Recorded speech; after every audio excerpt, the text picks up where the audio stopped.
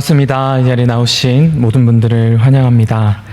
사랑과 은혜가 풍성하신 우리 아버지 하나님, 오늘 하루도 은혜를 베풀어 주시고 또 그 넘치는 그 풍성한 사랑을 베푸시기에 마주하지 않으시는 그 은혜에 감사를 드립니다. 하나님, 오늘도 주님 앞에 나아갑니다. 하나님의 말씀 앞에 서며 또 우리의 간구의 제목들 가지고 우리의 연약함을 주님 앞에 내어놓으며 주님 앞으로 나아갑니다. 주님, 우리를 불쌍히 여겨주시고 그 넓은 팔과 손으로 우리를 안아주시며 하나님께서 이 땅 가운데 어떤 계획을 가지고 계시는지 또 우리 삶 가운데 어떻게 역사하시고 싶어 하시는지를 깨달을 수 있는 이 시간이 될 수 있도록 은혜를 베풀어 주시옵소서. 아버지 하나님, 우리가 조금 전 고백한 것과 같이 슬픔과 죄악이 가득한 이 세상을 우리가 살아가고 있습니다. 하나님, 죄로 인하여서 이 사람의 악함들을 우리가 눈으로 보고 경험하고 있습니다.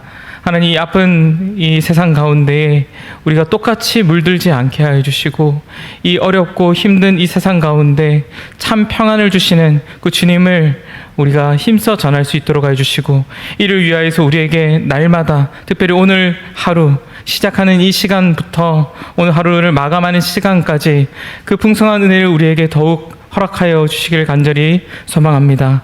하나님, 육신의 질병으로 인하여서 이 자리에 나오고 싶어도 나오지 못하는 이들, 간구하고 싶어도 낙심하여서 간구하지 못하는 형제 자매들이 있는 줄 압니다. 하나님, 특별히 그들을 위로하여 주시고 그들 가운데 찾아와 만나 주시며, 하나님, 우리에게도 또 사랑의 마음을 허락하여 주셔서 우리 개인의 간구의 제목들 뿐만이 아니라 주님의 몸된 교회의 지체들을 위하여서 간구할 수 있는 이 시간이 되게 하여 주시고, 하나님께서 또한 그 간구의 음성을 들어주셔서 하나님께서 일하여 주시는 것을 우리가 눈으로 보게 하여 주시고 회복되는 역사들이 일어날 수 있도록 은혜를 베풀어 주시옵소서. 코로나19로 인하여서 여러 어려움들을 직면하고 있는 또 형제 자매들이 있습니다. 하나님, 이 전염병 앞에서 사람이 얼마나 무력한지 또 사람이 얼마나 교만하였는지를 또 새삼 깨닫게 됩니다. 하나님, 이 어려운 시대 가운데 더욱 소망이 하나님께 있음을 기억하게 하여 주시고 믿지 않는 많은 이들 가운데 참된 진리가 무엇인지를 깨달아 알 수 있는 그런 지혜로, 그런 기회로 삼아주시며 이를 위하여서 주님의 몸된 교회를 들어 사용하여 주시옵소서. 오늘도 하나님께서 우리에게 허락하여 주시는 그 말씀 앞에 겸손한 마음으로 하나님의 말씀을 받고자 합니다. 하나님, 친히 깨닫게 하여 주시고 또 친히 말씀하여 주시며 또 이 시간 올려드릴 찬양 가운데 하나님께서 기뻐 받으시는 시간 되게 하여 주시옵소서. 감사를 드립니다. 살아계신 예수 그리스도 이름으로 기도드립니다. 아멘. 오늘 우리에게 주시는 말씀은 예레미야 51장 1절에서 14절까지 말씀입니다. 예레미야 51장 1절에서 14절까지 말씀입니다. 제가 가지고 있는 성경책 구약성경 1135쪽에 있습니다.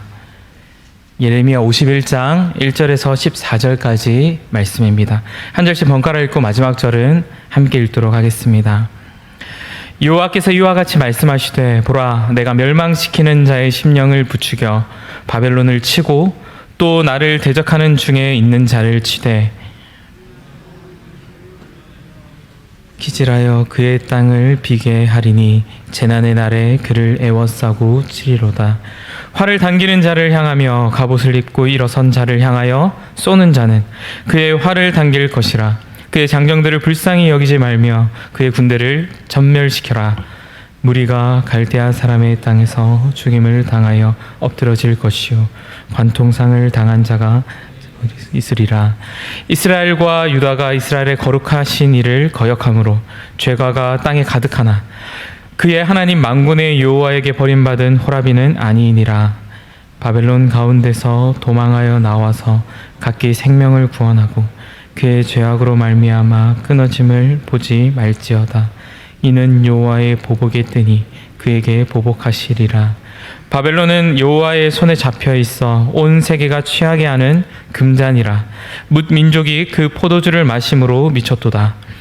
바벨론이 갑자기 넘어져 파멸되니 이로 말미암아 울라. 그 상처를 위하여 유양을 구하라. 혹 나으리로다. 우리가 바벨론을 치료하여 치료하려 하여도 낫지 아니한즉 버리고 각기 고향으로 돌아가자. 그 화가 하늘에 미쳤고 궁창에 달하였음이로다. 여호와께서 우리의 공의를 드러내셨으니 오라 시온에서 우리 하나님 여호와의 일을 선포하자. 화살을 갈며 둥근 방패를 준비하라. 여호와께서 메대 왕들의 마음을 부추기사 바벨론을 멸하기로 뜻하시나니 이는 여호와께서 보복하시는 것 곧 그의 성전을 위하여 보복하시는 것이라. 바벨론 성벽을 향하여 깃발을 세우고 튼튼히 지키며 파수꾼을 세우며 복병을 매복시켜 방비하라. 이는 여호와께서 바벨론 주민에 대하여 말씀하신 대로 계획하시고 행하심이로다. 많은 물가에 살면서 재물이 많은 자여, 내 재물의 한계 곧 내 끝이 왔도다. 만군의 여호와께서 자기의 목숨을 두고 맹세하시되 내가 진실로 사람을 메뚜기 같이 내게 가득하게 하리니 그들이 너를 향하여 환성을 높이리라 하시도다. 아멘. 오늘 예레미야 51장 1절에서 14절까지 말씀을 통해 하늘과 땅의 진정한 주관자, 하늘과 땅의 진정한 주관자라는 제목으로 말씀을 나누고자 합니다. 계속해서 새벽의 시간 예레미야 말씀을 나누고 있습니다. 오늘 본문이 속한 예레미야 51장 말씀은 앞선 예레미야 50장에서와 같이 당시 최강대국이었던 바벨론에 대한 심판의 메시지를 담고 있습니다. 오늘 주시는 말씀 앞에 서서 하나님이 어떤 분이신지 또 우리에게 주시는 교훈이 무엇인지를 나누고자 합니다. 오늘 본문 말씀에서 나타난 하나님은 어떤 분이십니까? 첫 번째로는 역사의 주인으로서 세상 역사에 적극적으로 개입하시는 분이 바로 하나님이시다. 그렇게 나타내 보여주십니다. 오늘 본문 1절 말씀을 보면 여호와께서 이와 같이 말씀하시되 보라 내가 멸망시키는 자의 심령을 부추겨 바벨론을 치고 또 나를 대적하는 자 중에 있는 자를 취대라고 그렇게 말씀합니다. 하나님께서 멸망시키는 자의 심령을 부추기셨다 그렇게 말씀합니다. 그래서 바벨론이 심판을 당하게 되었다 그렇게 또한 말씀합니다. 여기서 멸망시키는 자란 메데바사의 왕 고레스를 의미합니다. 이 고레스의 마음을 부추긴 이가 바로 하나님이시며 그로 말미암아 바벨론이 이 심판을 받아 사라지게 된다라고 그렇게 말씀하고 있는 것입니다. 이 예레미야 당시 바벨론이 얼마나 막강한 나라입니까? 누구도 무너뜨릴 수 없을 것만 같았던 그런 강대국이 바로 이 바벨론입니다. 그런데 이 바벨론의 멸망에 대해서 지금 한창 전성기에 있는 이 바벨론에 대해 그 멸망에 대한 예언이 오늘 말씀 가운데 나타납니다. 특별히 오늘 본문 11절 말씀을 보면 바벨론 심판의 도구로 메데바사를 사용하신다 그렇게 말씀을 합니다. 1절 말씀과 동일하게 이 메데 왕들의 마음을 부추기셨다 그렇게 또한 11절 말씀에서 말씀하고 있습니다. 이러한 심판에 관한 말씀은 예레미야서뿐만이 아니라 앞서 하나님의 말씀을 선포하였던 이사야 선지자 가운데서도 그 입술을 통하여 선포하게 하셨습니다. 이사야 13장 17절 그리고 19절 말씀입니다. 보라 은을 돌아보지 아니하며 금을 기뻐하지 아니하는 메대 사람을 내가 충동하여 그들을 치게 하리니 열국의 영광이요 갈대아 사람의 자랑하는 놀이개가 된 바벨론이 하나님께 멸망당한 소돔과 고모라 같이 되리니. 말씀하신 대로 주전 539년 바벨론은 역사에서 사라지게 됩니다. 오늘 본문 12절 하반부에서 말씀하고 있듯이 이 모든 것은 하나님께서 계획하시고 행하신 일이다 그렇게 분명하게 말씀하고 있습니다. 이처럼 우리가 살아가고 있는 세상의 진정한 주인은 단순히 우리가 입술로 고백할 뿐만 아니라 확실히 위정자나 특정 강대국이 아니라 바로 살아계신 하나님이심을 말씀 가운데 친히 계시하고 계십니다. 또한 하나님께서는 세상 역사에 적극적으로 개입하심으로써 그 말씀하신 대로 반드시 이루신다라는 것 역시 말씀을 통해서 보게 됩니다. 오늘 말씀 가운데 나타난 하나님은 두 번째로 공의와 사랑의 하나님이시다라는 것을 말씀을 통해 보여주십니다. 심판의 주관자이시며 그의 백성들에게는 사랑의 긍휼을 베푸시는 왕이 바로 우리가 믿고 고백하는 살아계신 하나님이십니다. 하나님께서는 사람이 아니시기 때문에 거짓말을 하지 않으시고 또 후회가 없으신 분이십니다. 때문에 충동적으로 화를 내시거나 세상의 권세들을 멸하는 데에 충동적으로 행하시는 분이 아니십니다. 하나님께서는 완전한 공의의 재판장 되십니다. 때문에 그의 판결에 항의할 자는 아무도 없습니다.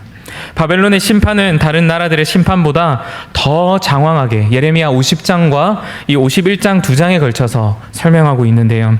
이것은 하나님의 진노가 얼마나 강한지, 바벨론에 임한 이 파멸과 심판이 얼마나 철저하게 이루어질 것인지를 강조하며 말씀하고 있습니다. 오늘 본문 2절에서 4절까지 말씀에서는 바벨론에 임할 이 심판이 얼마나 매서운지를 말씀하시면서 특별히 본문 9절 말씀을 보면 이 심판은 회복이 없을 심판이라고 그런 무서운 경고의 말씀을 하시고 계십니다.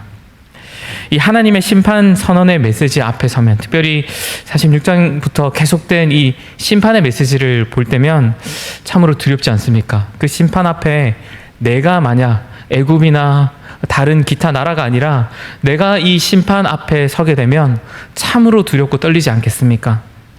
그러면서 한편으로는 하나님께서 왜 이토록 이 무서운, 이 매서운 심판을 하실까, 그렇게 생각이 들기도 합니다. 심판 가운데 하나님께서 나타내 보여주시는 것은 심판하시는 하나님의 진노 앞에 선 자의 경우는 그의 매섭고 결코 피할 수 없는 그 두려움이 주어지지만 하나님의 백성들에게는 이 심판이 도리어 소망과 기쁨이 되어 주신다라는 것을 나타내 보여주십니다. 오늘 본문 10절 말씀입니다. 여호와께서 우리 공의를 드러내셨으니 오라 시온에서 우리 하나님 여호와의 일을 선포하자. 바로 앞선 9절 말씀에서는 다시 회복이 없을 그런 매서운 심판이 바벨론에게 있을 것이다, 그렇게 말씀함과 동시에 이 심판이 이어지는 10절 말씀에 하나님의 백성 이스라엘에게는 하나님의 공의가 나타났으니 이것이 하나님의 높으심을, 하나님의 공의를 찬양할 근거가 되게 된다라는 것입니다. 어떤 사람들은 하나님께서 세상을 만드셨음을 인정은 하지만 그저 만드셨을 뿐이지 방치해 두시고 있다, 그렇게 말하는 이도 있습니다. 마치 시계를 시계공이 만들었지만 시계 스스로 초침이 돌아가듯 하나님을 이 시계를 만든 시계공에 비유하기도 합니다. 우리가 믿고 고백하는 하나님, 곧 우리에게 말씀으로 계시하시는 하나님은 결코 그런 시계공에 불과하지 않습니다. 죄로 인해 세상에 악과 불이, 공평하지 못함으로 인해 억울한 자가 있기도 합니다. 하나님을 믿고 고백하는 것이 우리에게 큰 힘과 은혜, 나아가 소망이 되는 이유가 무엇입니까? 다름 아니라 하나님께서는 살아계신 하나님이시기 때문입니다. 여기서 살아계시다라는 의미가 무엇입니까? 단순히 존재한다라는 의미가 아니라 일을 하신다, 역사하신다라는 의미가 내포되어 있지 않습니까? 우리가 믿고 고백하는 하나님은 과연 살아계신 하나님이십니다. 그리고 하나님께서는 선하시고 의로우셔서 죄를 미워하시며 결코 불의에 대해서 참지 않으시고 참 의가, 공의가 무엇인지를 친히 나타내 보여주시는 분이십니다. 그래서 하나님의 심판은 우리에게 하나님께서 방관만 하지 않으시고 분명히 살아계셔서 참 의가 무엇인지를 나타내 보이시는 방편이 바로 심판입니다. 때문에 하나님의 심판은 하나님을 왕으로 모시며 그분의 통치를 받아 살아가는 모든 백성들에게는 영원한 소망이 되는 것입니다. 하나님의 심판은 세상 어떤 판결과 경고보다도 두려운 것입니다. 하나님께서 내리시는 이 심판을 피할 자가 없기 때문이며 어떤 불의도 그 앞에서 감추어지지 않고 모두 드러나기 때문입니다. 하나님의 심판은 불의에 속한 자, 곧 하나님의 통치를 거부하고 살아가는 모든 이들에게는 세상 그 어떤 것보다 두려운 것이 됩니다. 그러나 하나님의 통치를 받아 살아가는 모든 그의 백성들에게는 세상 어떤 것보다 위로와 소망이 되는 것입니다. 하나님께서는 이스라엘을 심판하시지요. 그렇기 때문에 바벨론의 70년의 그 기간 동안 포로로 잡혀가게 됩니다. 하지만 이 심판은 이스라엘을 완전한 파멸에 넣기 위한 것이 아닙니다. 약속하신 그 70년이 차면 다시 돌아오게 하시겠다 약속해 주시지 않으셨습니까? 그래서 하나님께서 이렇게 말씀하십니다. 예레미야 29장 11절 말씀입니다.